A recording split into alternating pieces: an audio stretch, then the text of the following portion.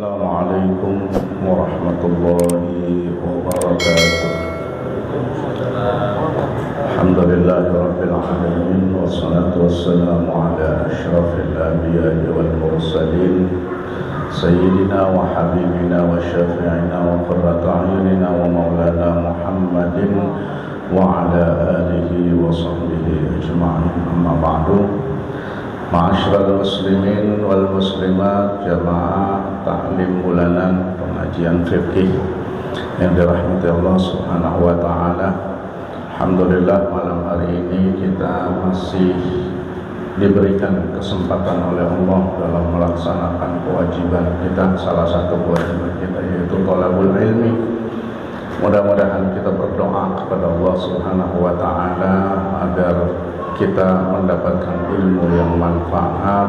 Dengan ilmu yang manfaat itu mudah-mudahan dapat membuat ibadah kita lebih baik lagi di sisi Allah Subhanahu wa taala, dan juga pada akhirnya Allah akan memberikan ampunan dan surga untuk kita semua. Amin ya rabbal alamin. Salawat teriring salam kita curahkan kepada yang mulia baginda Nabi besar Muhammad sallallahu alaihi wasallam.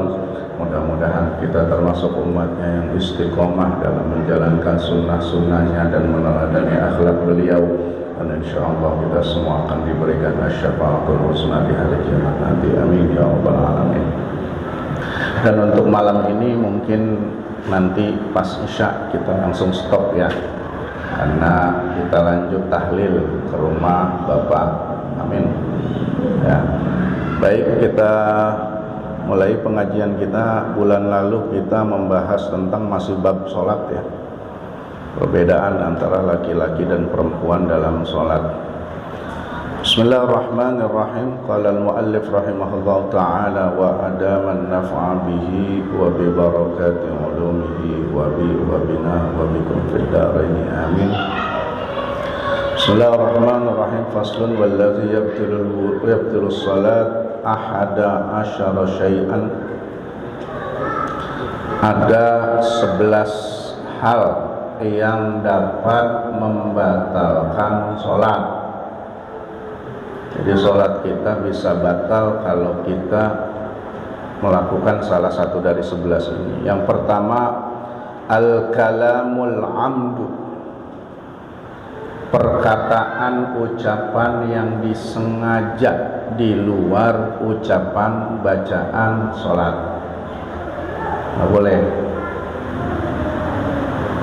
Walaupun ucapan itu misalnya berbahasa Arab, kita lagi enak-enak tasyahud awal misalnya, tahu-tahu kucing loncat, astagfirullahaladzim. Nah itu sholatnya batal ya, karena apa?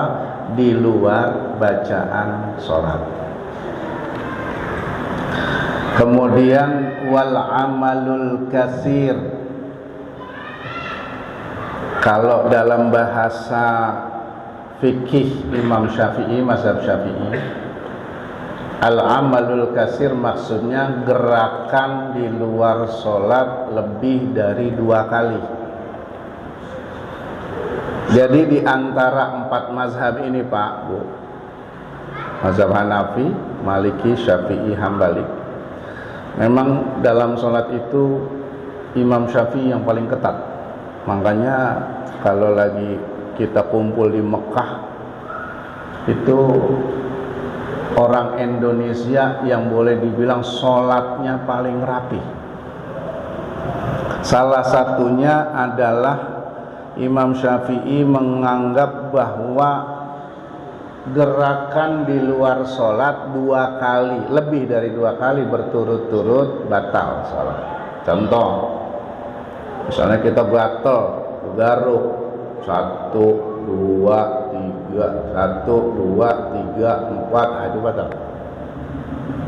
Tapi kalau yang bergerak adalah jari-jari, anggota tubuh yang kecil, nggak batal. Mau 1000 kali nggak batal. Kita gegaruk begini, nah itu nggak batal. Ya, makanya kalau dalam sholat nggak boleh sembarangan gerak. Termasuk misalnya imam batal nih, makmum yang belakang imam maju, itu hati-hati gerakannya jangan sampai lebih dari 2 kali berturut-turut. Kalau udah 2 kali berhenti dulu, baru lanjut melangkah lagi gitu ya. Kalau lebih dari 2 kali berturut-turut batal. Tapi kalau mazhab lain, wah bebas. Makanya saya bilang kalau nanti di depan Ka'bah itu kan orang dari seluruh dunia, mazhabnya macam-macam. Ya ada yang lagi sholat mak-mak nih ngejar anaknya, namanya anak kecil begini ya, dikejar lah tetap sholat, begini. Saya pernah ngalamin itu sendiri waktu ngajak anak saya yang waktu itu masih umur 1,5 tahun. Kan dulu masuk Raudhah berebut di Madinah. Saya ngajak anak saya nih. Begitu anak saya kebetulan kan mungkin tuh bocah lahir juga di Kairo ya, sama orang kagak takut. Begitu saya takbir Allahu Akbar, tuh bocah lari. Saya namanya perjuangan nyampe ke Raudhah berebut, saya terusin dah sholat tapi sambil buru-buru gitu. Tapi hati dak-dik nih bocah kemana gitu.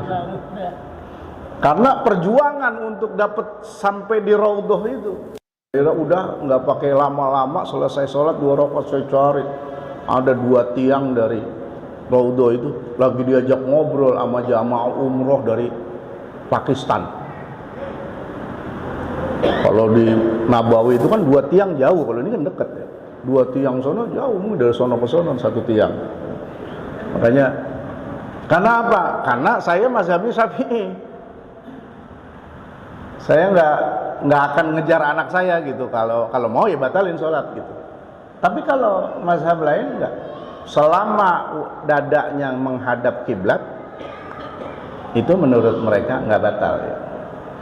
Kemudian wal hadas juga yang membatalkan sholat kalau kita mengalami hadas kecil, misalnya pipis ya, lagi sholat nih kentut pipis ya. Ada kan orang yang suka kagak sama pipis, suka kagak tahan gitu ya, atau mungkin memang karena sudah tua, udah dol ya, besernya nggak bisa ditahan lagi gitu, itu batal jelas ya.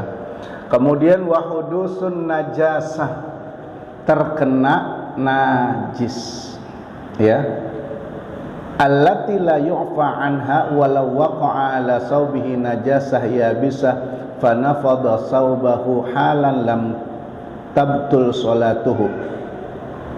Kita lagi sholat, tahu-tahu kena najis, diberakin burung kepala kita nih, batal nggak sholatnya? Batal.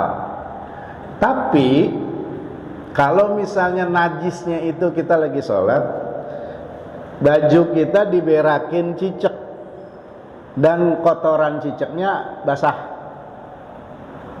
terus kita tahu nih, kita sentil tuh tai cicaknya hilang, kalau itu nggak batal, lanjut sholatnya.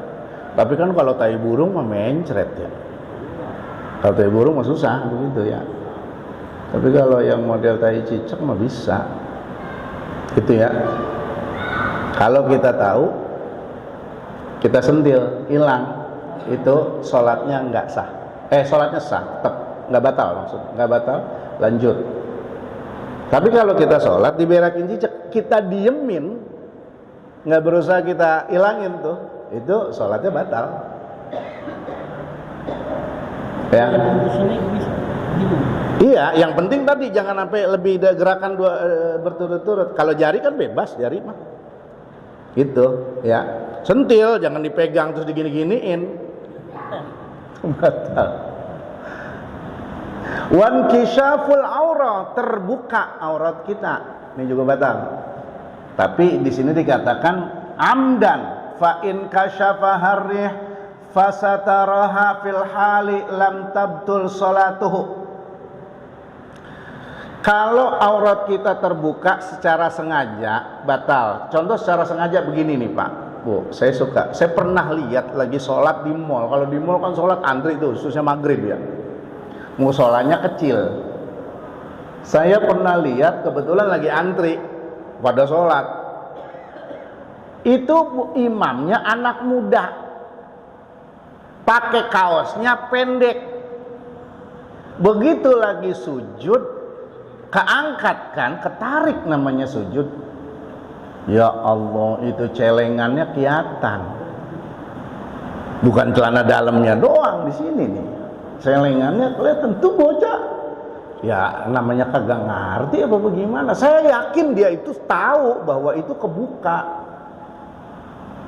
Tapi ya diterusin sholatnya. Kalau begitu batal, itu namanya secara sengaja. Karena apa? Siapa suruh pakai kaos yang pendek? Dia pasti tahu ketika sujud pasti keangkat, ya. Tapi kalau kita lagi sholat, aurat kita kebuka, kesingkap oleh angin, bukan kesengajaan kita, terus kita tutup, itu nggak batal. Misalnya kita lagi sujud nih, ada angin kenceng, ini kita kebuka nih, baju kita keangkat, kan pusar ke bawah itu kan aurat, kelihatan, tapi kita tutup lagi, itu nggak batal sholat, terusin, ya. Tapi kalau secara sengaja kita emang tahu bakalan tersingkap. Nah ini justru yang pengen saya ingetin, justru nih bapak-bapak nih yang kainnya pada bolong, yang pada suka ngerokok nih ya. Kalau kainnya bolong, dalemannya kita terbuka, aurat kita misalnya cuma pakai celana pendek doang, kain kita bolong pas lempengan aurat, itu nggak sah Pak sholatnya. Makanya sekecil apapun bolongannya. Makanya kalau kain bolong, lihat-lihat kalau mau pakai kain, amannya sih dalemannya pakai celana panjang yang daleman baru aman. Mau kainnya bolong nggak masalah. Tapi kalau misalnya kain kita bolong, lebih baik yang bolongan itu masukin di tekukan atau di lipetan kain, gitu ya. Periksa tuh, gitu. Saya kadang-kadang nggak bisa bolong tuh. Kadang-kadang kalau kita ngerokok kan suka kepletikan gitu ya. Tapi saya mah selalu pakai daleman panjang kalau lagi keluar. Gitu. Kalau di rumah juga kalau misalnya dalemannya celana pendek doang, saya ngecek dulu tuh kan. Kalau ada bolongan, udah saya pindahin ke atas atau saya pindahin ke lipetan atau ditekukan. Nah begitu juga. Nah kalau ibu-ibu yang perlu saya diingetin juga, itu mau kena putih itu kadang-kadang saya lihat transparan. Ada mau kena yang transparan ada Pak. Bu, nih hati-hati Bu nih. Artinya kalau masih kelihatan warna kulit, itu nggak sah sholatnya. Kain juga ada yang jarang-jarang. Makanya saya mah jarang mau punya kain warna putih. Karena khawatir nerawang. Cek Pak kain ya, ibu-ibu mau kenanya cek tolong. Kenapa? Kalau masih kelihatan warna kulit, berarti masih belum sempurna nutup auratnya. Ya. Kemudian wa taghyirun niyyah. Berubah niat. Berubah niat nih, kita batal sholat kita di tengah-tengah sholat. Lagi sholat, lagi ikut sholat, lagi sholat lah, atau sendiri, atau mau jamaah sendiri atau jamaah. Kita dalam hati niat, gua kagak jadi sholat, udah batal, ya batal. Atau kita ngikut imam nih, jadi makmum. Begitu kita takbir, Allahu Akbar, kita nggak ngeh nih. Dah, imamnya dia, gue lagi kesel sama dia. Gue kagak mau jadi makmum dia. Itu berarti kita udah sholat sendiri ya. Walaupun tanpa batalin sholat, itu berarti kita udah sholat sendiri. Dalam bahasa fikih namanya mufaraqah. Mufaraqah itu artinya memisahkan diri. Jadi kita udah nggak ditanggung imam, gitu. Gedek yang Ya jangan begitu, mentang-mentang imam gedek kita kagak mau jadi makmumnya. Ini mau lain urusan ya. Gitu. Ini mah contoh kalau ada orang yang begitu. Gitu. Atau gitu, waduh saya kurang yakin sama imamnya, dia udah saya sholat sendiri. Berarti ini sambil sholat di hati ya. Berarti kita udah mufaroqah. Gitu. Kita sudah memisahkan diri.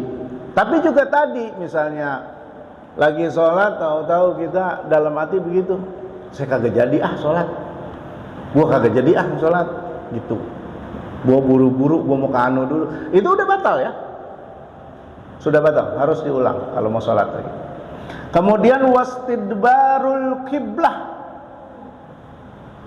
membelakangi kiblat atau tidak menghadap kiblat. Nah makanya tadi saya pernah katakan kan, kalau lagi salam, assalamualaikum warahmatullahi, ini dada jangan ngikut.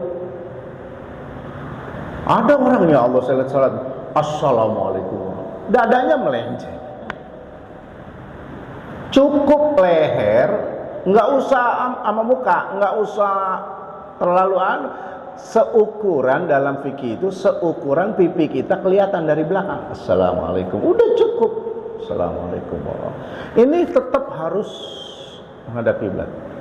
Jadi yang namanya menghadap kiblat itu bukan wajah ya, bukan muka maksudnya, hati, dada.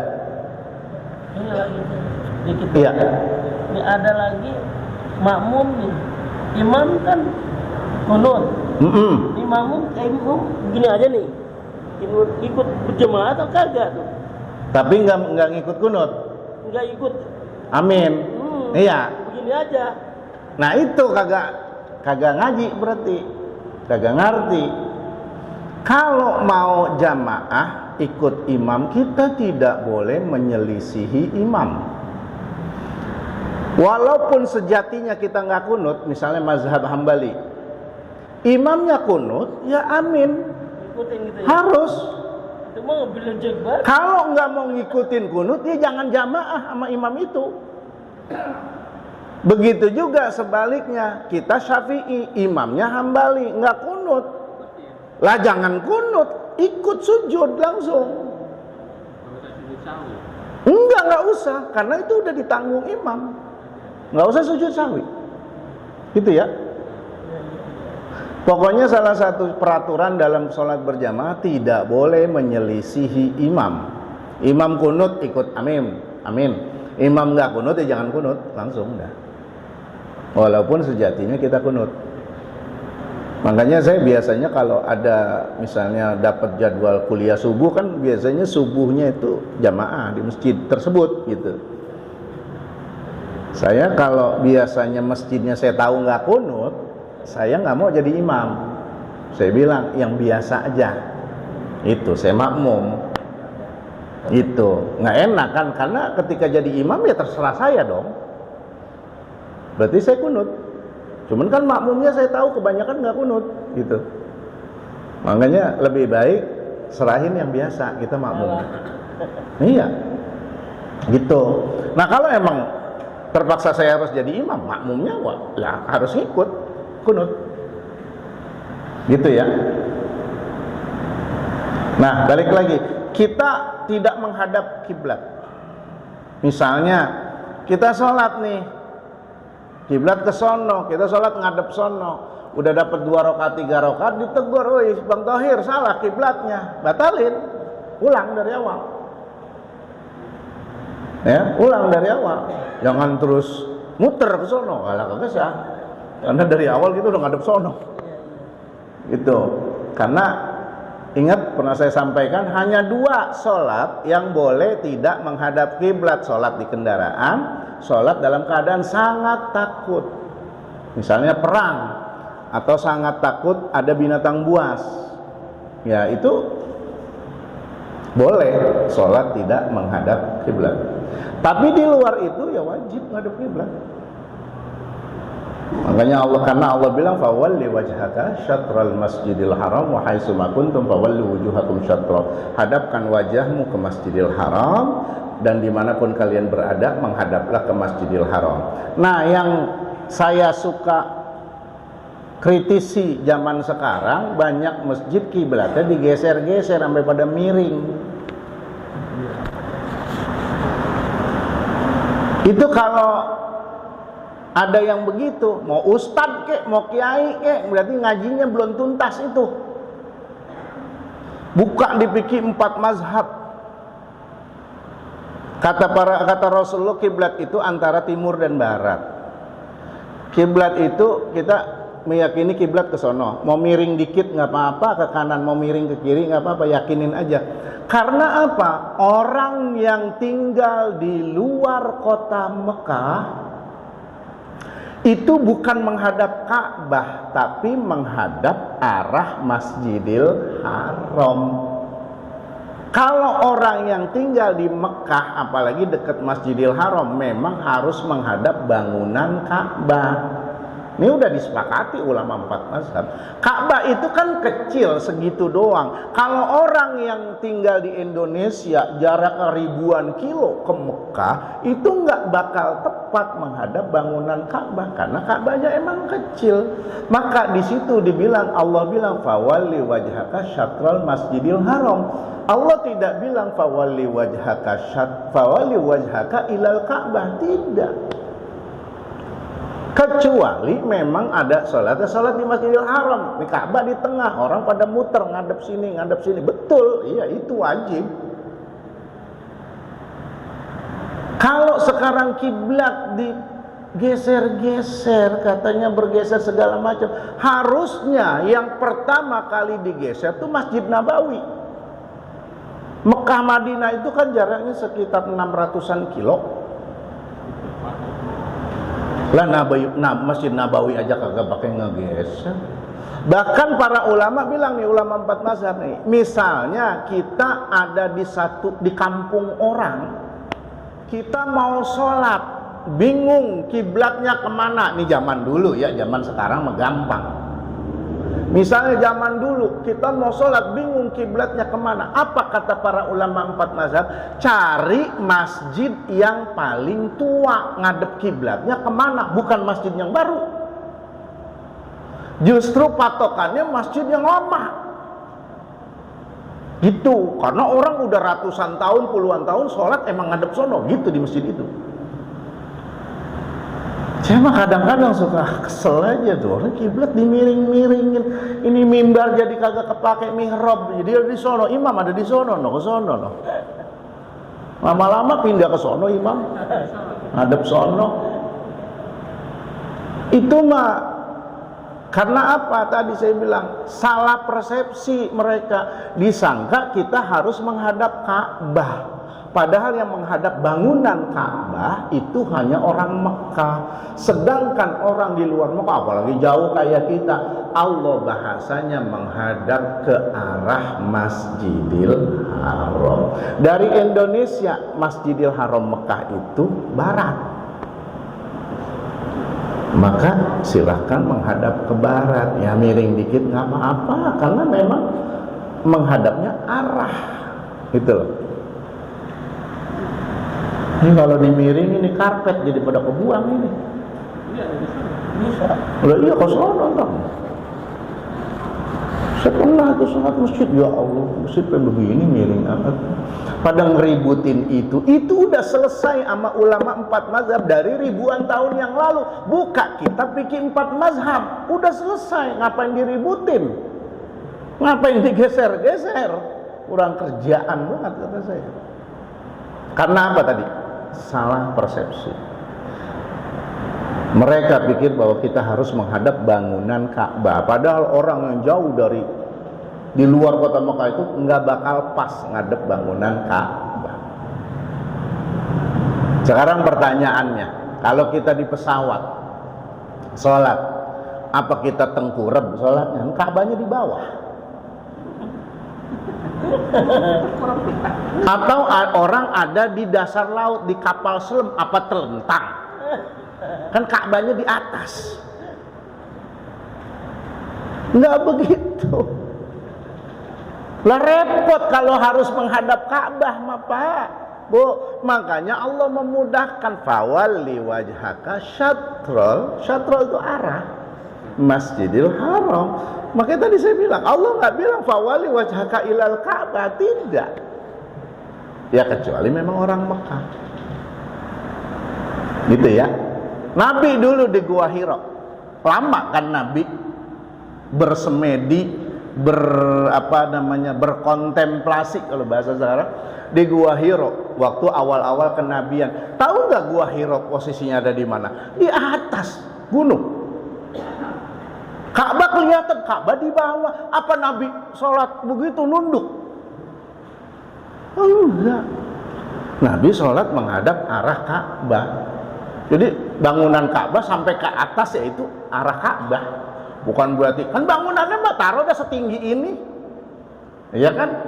Nabi di Gua Hira di atas sana, di atas gunung. Ilok Nabi sembahyang sampai jungking begitu. Nah sekarang kalau pada umroh, coba di pinggir Masjidil Haram ada Tower Zamzam, hotel kan, tinggi bener. Kalau kita lagi nggak sholat di Masjidil Haram, apa iya kita kudu miring begitu? Nah makanya harus dipahami dengan baik. Kalau ada yang usul, ini kiblat harus dimiringin, ngaji yang tuntasin Pak, ngaji jangan separoh-separoh gitu. Gitu.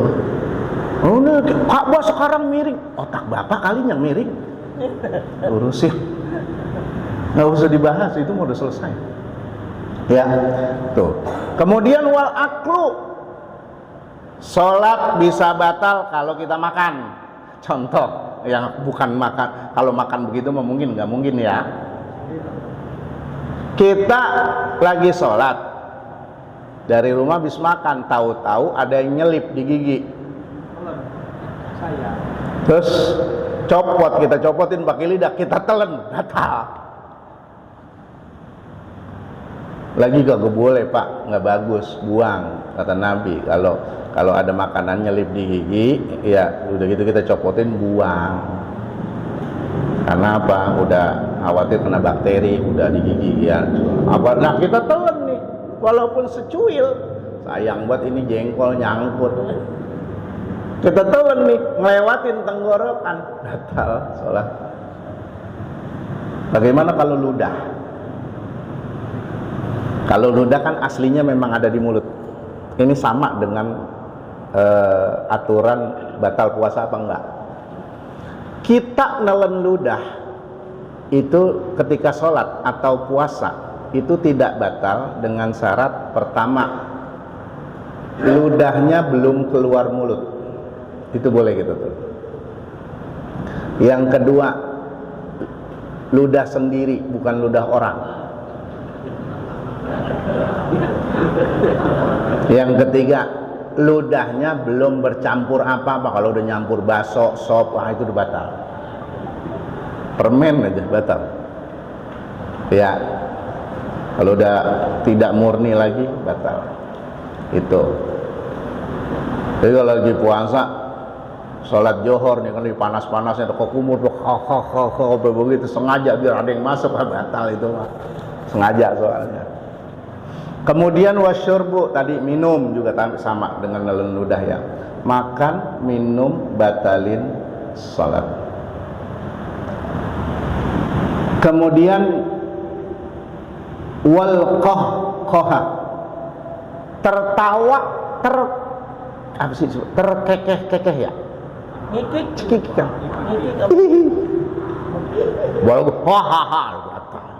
kalau kita dulu kan zaman muda, zaman bocah suka digodain sholat sama teman kan begitu ya.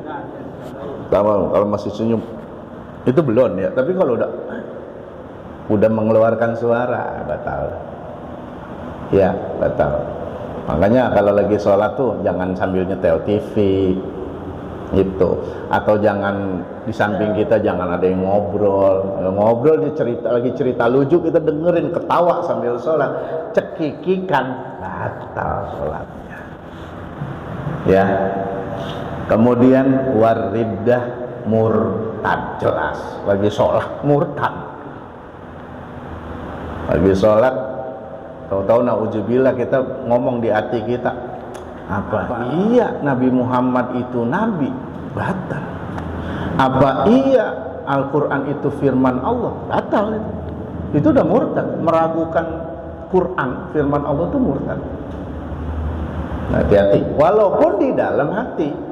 Murtad itu bisa dari ucapan, bisa dari hati, bisa dari perbuatan. Makanya hati-hati ya murtad. Tuh. Nah, jadi itulah yang membatalkan sholat nih. Saya ulangi ya, karena ada lumayan banyak, ada 11. Pertama, berbicara secara sengaja. Yang kedua, bergerak lebih dari 2 kali di luar gerakan sholat. Yang ketiga, mengalami hadas ya, tadi kentut segala macam. Kemudian terkena najis. Kemudian tersingkap aurat kita secara sengaja, atau ketiup angin tapi kita nggak tutup. Nah, itu batal. Tapi kalau kita tutup batal, nggak batal. Kemudian wataghyirun niyah, berubah niat. Kemudian wastidbarul kiblah, membelakangi kiblat, tidak menghadap kiblat. Kemudian wal akal, makan, wasyurbu, minum, wal qahqaha, tertawa, cekikikan, batal. Dan riddah, murtad. Ya. Ada pertanyaan? Nggak apa-apa, silakan Pak. Kalau imamnya tiba-tiba dia nggak sadar untuk buka auratnya, makmumnya batal apa enggak? Imamnya terbuka aurat dan dia tidak tutup.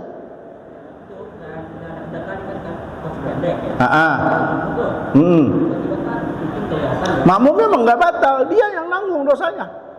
Kita ikutin aja terus. Nah, dia mau terus ikutin. Gitu. Tapi kalau yang bagus lebih baik kita tahu, waduh, imam lagi sujud celengannya kelihatan nih.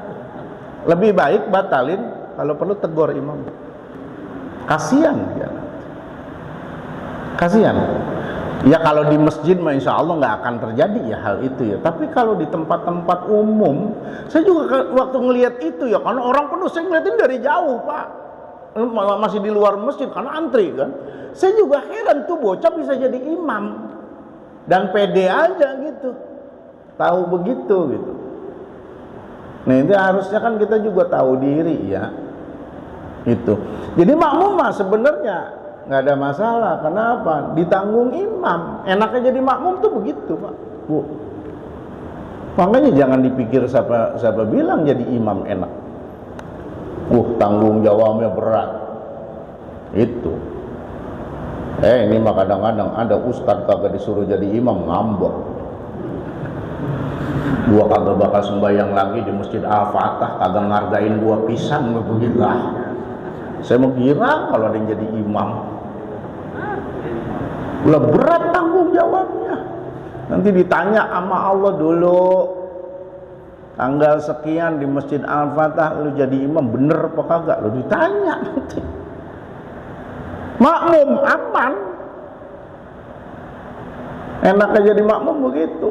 Imamnya memenuhi syarat, sholatnya sah dapat pahala semua. Imamnya kagak sah, imamnya salah, imam dosa, makmum mah aman, tetap dapat pahala. Apa kata makmum nanti? Lah imamnya dia, ya Allah, dia yang tanggung jawab tuh. Makanya jangan suka sembarangan.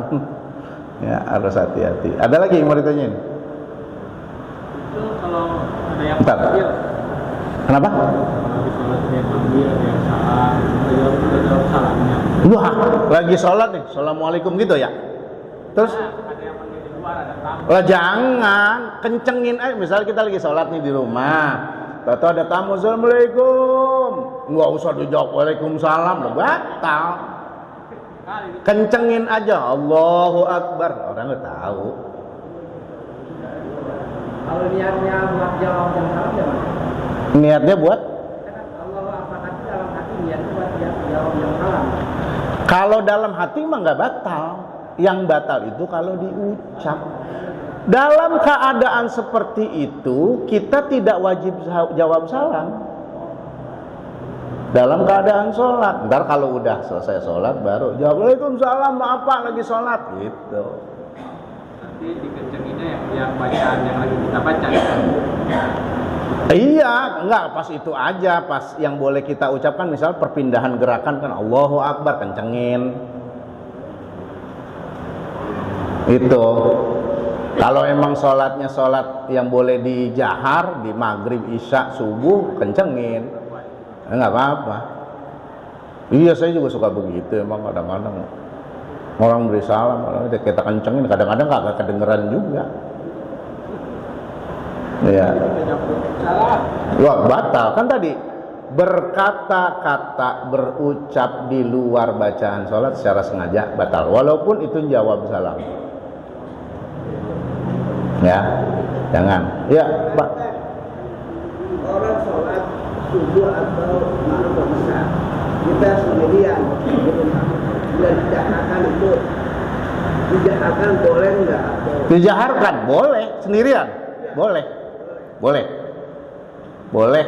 Lebih malah disunahkan dijaharkan. Oh, gitu boleh. Iya, boleh, silakan. Karena pada hakikatnya ketika kita sholat, ya, itu ada malaikat-malaikat yang ngikutin kita, makmum. Sholat tahajud juga boleh gitu dijaharkan. Sholat tahajud, kalau dikatakan itu enggak usah. Kalau sholat tahajud, mau sholat hajat, sholat istikharah nggak usah. Sholat yang sholat sunnah yang boleh dijaharkan tuh sholat sunnah yang boleh jamaah. Kalau tahajud nggak jamaah. Kalau taraweh silakan. Itu ya. Itu ada sholat tahajud jamaah kan ada. Dengan melihat Sebenarnya gini ya.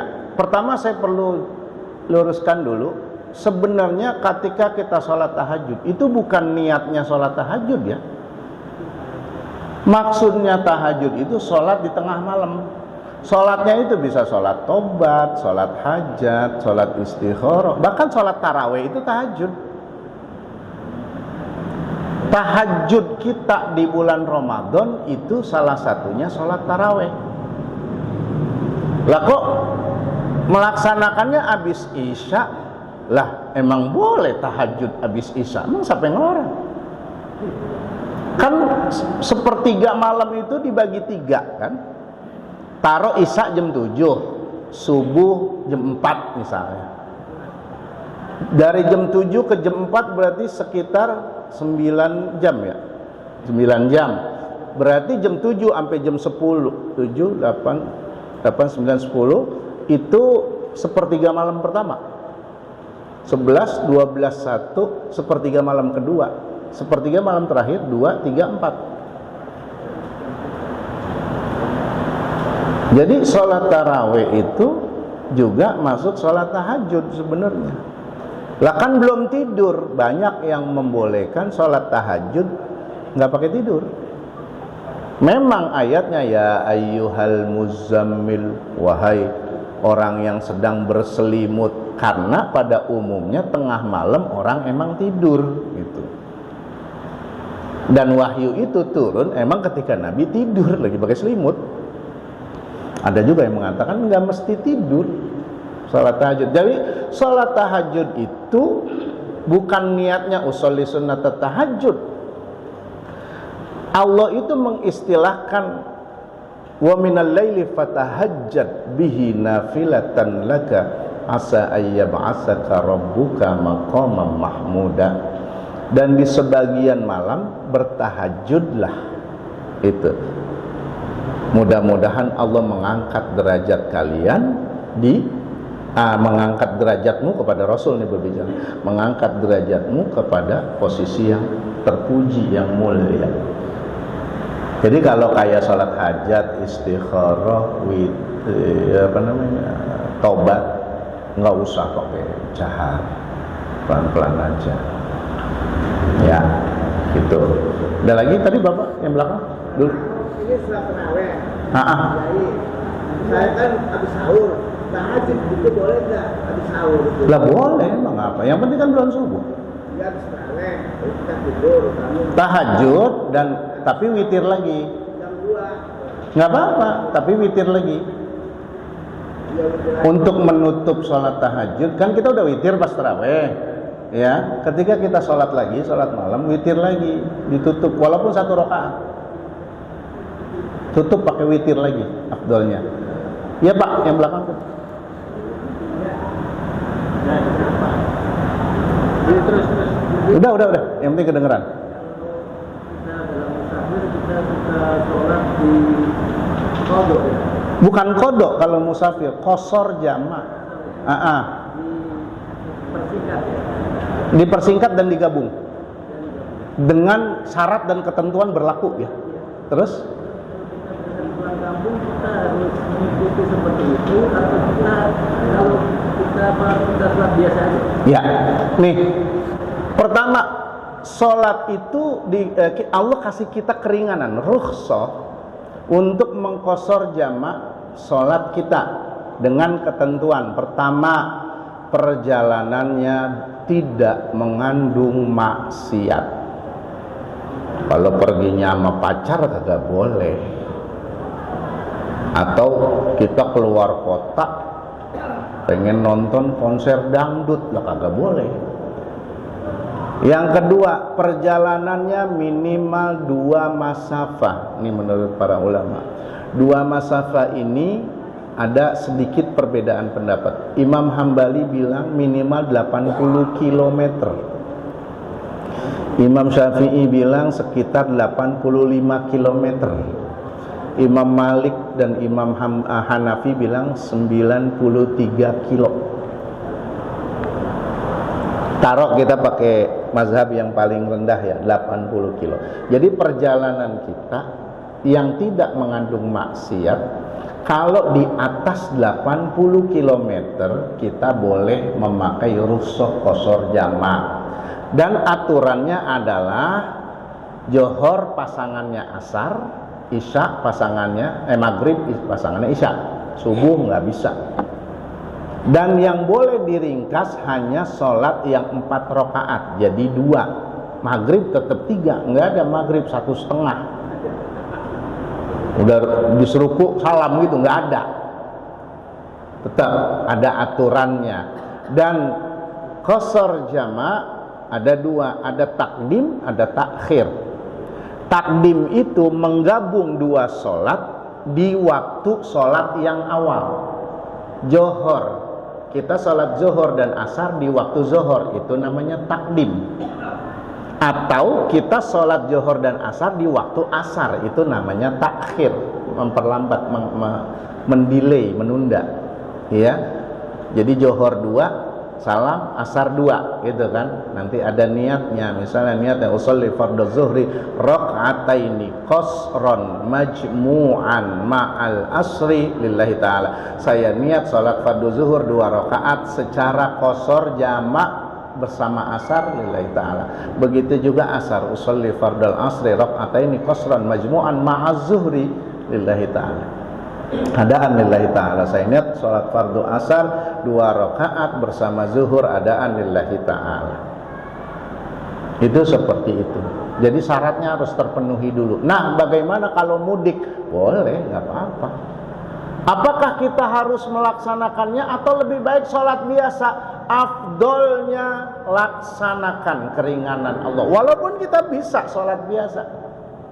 Tapi Nabi bilang, innallaha yuhibbu ayyu'ta rukhsatan. Allah tuh seneng kalau keringanannya dijalanin. Sekalian kita praktekin ilmu, jangan teori doang. Saya mau sholat biasa aja, silakan, nggak apa-apa. Tapi afdolnya dijalanin. Enak udah dikasih keringanan, kita kagak jalanin, kan belagu namanya. Iya kan? Ya misalnya kita punya anak nih SD Pak, anak kita badannya rada anget, tapi tetap dia masih bisa sekolah. Udah nak, nggak usah sekolah, ntar kamu tambah sakit. Biarin ya, saya masih bisa sekolah. Kita lebih seneng dia milih yang mana? Nggak sekolah, karena badannya rada anget. Gitu. Begitu juga Allah juga seneng kalau keringanannya dijalanin. Sekalian kita praktekin ilmu. Gitu. Tapi yang penting pastikan sudah memenuhi syarat. Gitu ya. Iya Pak. Jadi qasron itu misalnya kita ada waktunya di asar. Contohnya kita melewati perjalanan. Jadi kita tuh dulu 2 rakaat rakaat, terus kita 2 rakaat asar gitu. Nah, ini ada perbedaan pendapat. Saya pernah berdebat masalah ini dengan orang Palestina waktu saya wukuf haji. Waktu itu sholat maghrib sama isya. Kan kita yang namanya dulu saya mengaji haji itu ngoboy, pas sholat itu pas wukuf itu bareng-bareng gelar tikar. Dulu saya haji dari Kairo, gelar tikar sama orang-orang mana-mana dah, termasuk situ ada orang. Saya ngerjain sholat qashar jamak maghrib isya. Saya kan waktu itu memang niat takhir. Tapi kalau niat takhir, kalau mau takhir harus diniatin ya. Johor masuk nih, kita niat dalam hati, ya Allah saya mau takhir ke asar, harus niat. Nah, waktu itu saya niat takhir maghrib dan isya di waktu isya. Kalau saya pakai cara Imam Syafi'i, sholat isya dulu 2 rakaat, sholat maghrib 3 rakaat. Loh kok isya dulu? Menghormati yang punya waktu. Isya dulu. Selesai sholat, saya ditegur sama orang Palestina itu, bapak-bapak. Akhirnya kita debat, ngobrol, diskusi pakai bahasa Arab. Dia nggak ngerti bahasa Indonesia. Dia bilang harusnya kamu katanya maghrib dulu, baru isya. Kan waktunya maghrib dulu, kata dia. Iya betul, waktunya maghrib dulu. Tapi menurut mazhab Syafi'i dan banyak ulama yang meyakini itu, isya dulu. Karena apa? Isya yang punya waktu. Kami harus menghormati yang punya waktu dulu. Gitu. Sementara sepertinya memang dia bukan penganut mazhab Syafi'i, tapi dia nggak bilang mazhab apa. Kalau memang ada yang pendapat begitu, tetap maghrib dulu. Karena susunan sholatnya maghrib dulu, baru isya. Silahkan mau pakai yang mana. Dua-duanya boleh. Karena memang ada perbedaan pendapat di kalangan para ulama. Ya. Ada isya 3 rakaat, maghrib 3 rakaat. Oh, enggak dong, isya 2. 2 kan kos. Tadi saya bilang yang boleh diringkas itu sholat yang 4 rakaat. Zuhur, asar, isya. Jadi 2. Yang 3 nggak bisa diringkas. Subuh lagi. Subuh mah tetap 2, dan subuh emang nggak ada pasangannya. Subuh mah nggak ada qashar jamak dia. Nggak ada. Karena subuh itu sendiri. Ya. Syaratnya mesti zuhur sama asar. Oh iya dong. Berarti maghrib sama asar dan isya. Zuhur sama asar dan maghrib sama isya. Artinya nggak boleh asar sama maghrib, nggak boleh. Subuh sama isya nggak boleh. Atau subuh sama johor nggak boleh. Iya kan berbareng berurutan nih, subuh johor. Kita qashar jamak nih, nggak boleh subuh sama johor. Atau maghrib isya asar maghrib nggak boleh. Hanya zuhur ke asar, pasangannya maghrib ke isya, udah.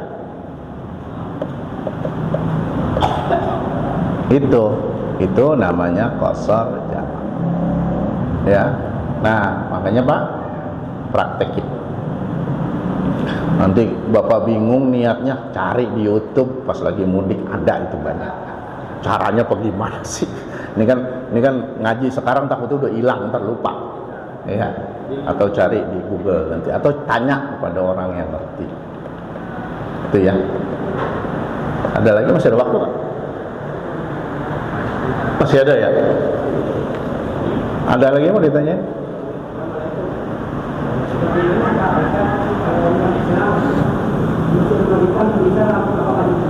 Non-Islam?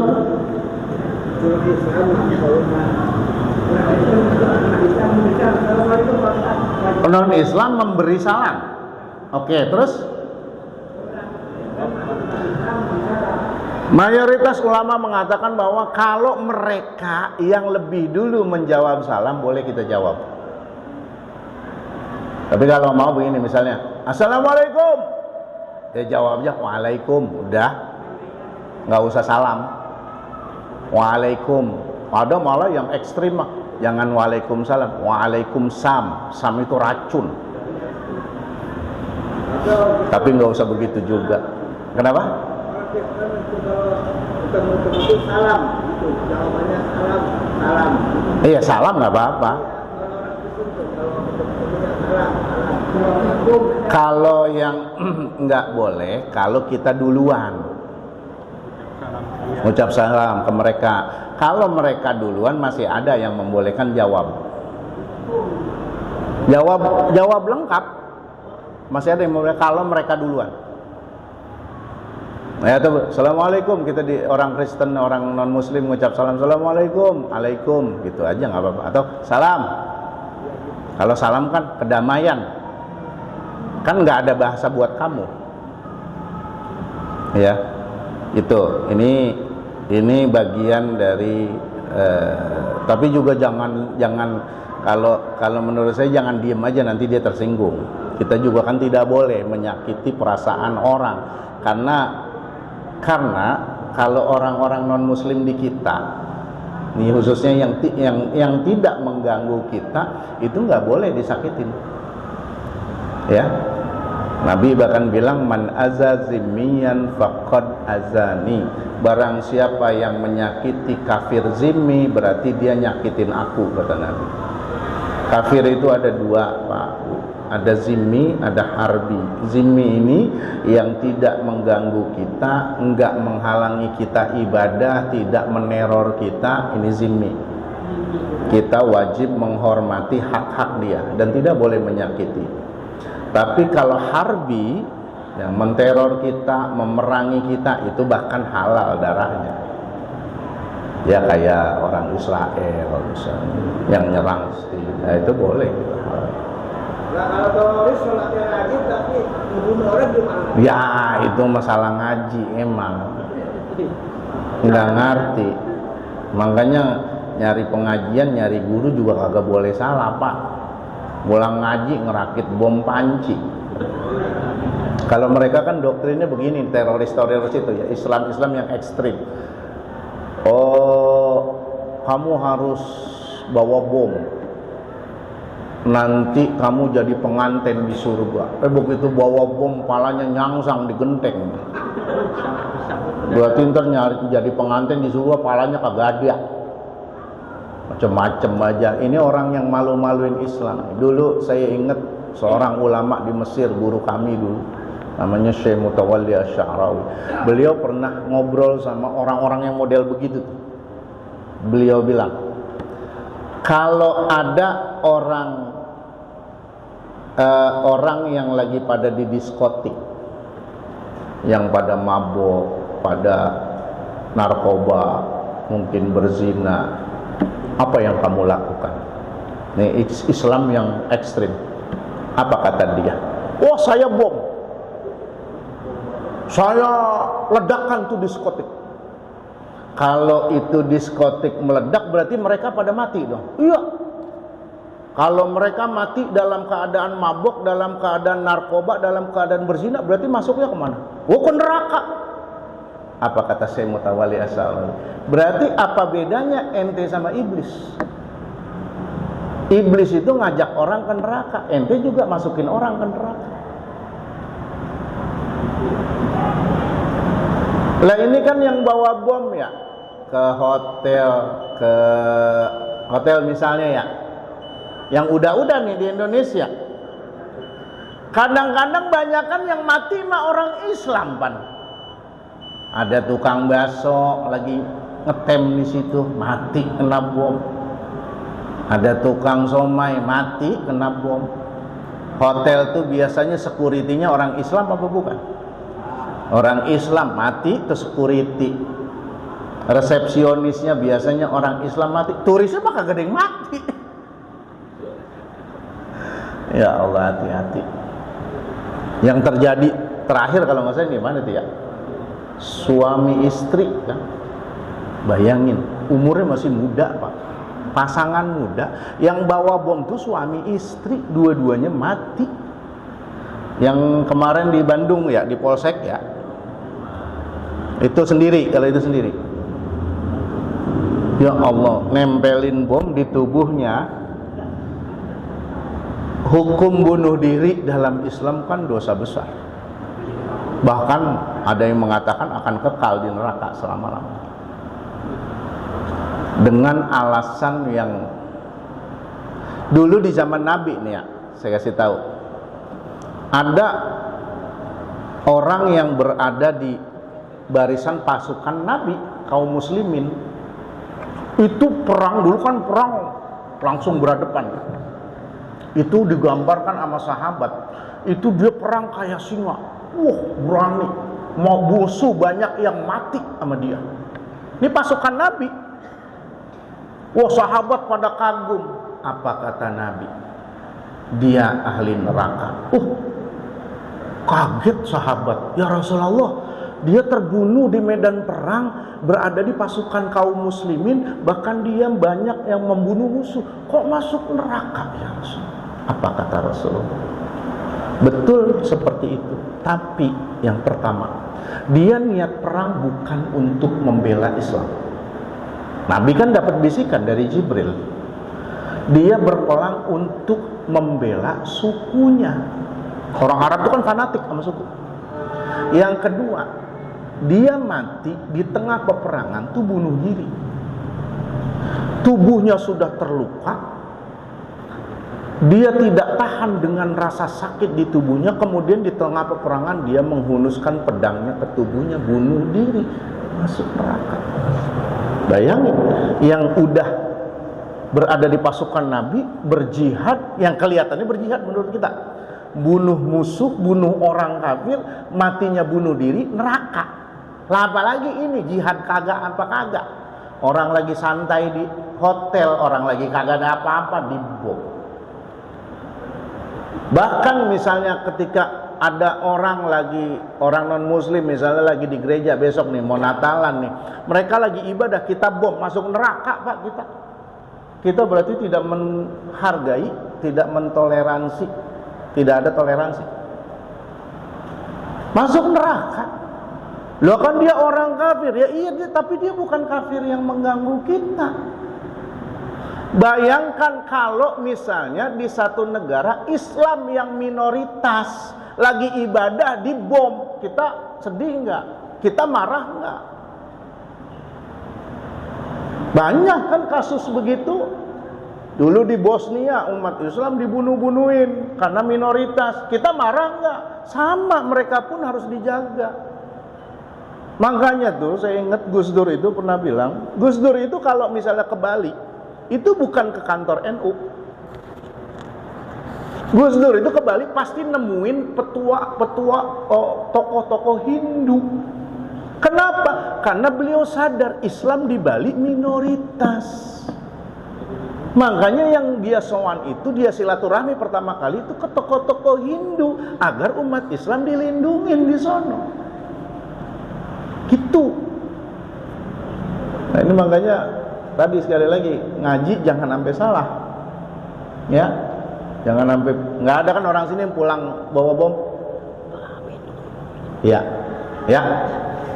Baik, udah ditunggu. Kita langsung sholat isya ya, kita tutup pengajian kita. Mudah-mudahan bermanfaat dunia dan akhirat, amin ya rabbal alamin. Al-Fatihah. Auzubillahi minasyaitonir rajim. Bismillahirrahmanirrahim. Rabbil alamin. Ar-Rahmanir-Rahim. Maliki yaumiddin. Iyyaka na'budu wa iyyaka nasta'in. Ihdinas siratal mustaqim. Siratal ladzina an'amta 'alaihim ghairil maghdubi 'alaihim waladdallin. Amin. Rabbana atina fid dunya hasanah wa fil akhirati hasanah wa qina adzabannar. Sallallahu ala sayyidina Muhammadin wa ala alihi wasallam. Walhamdulillahi rabbil alamin. Assalamualaikum warahmatullahi wabarakatuh.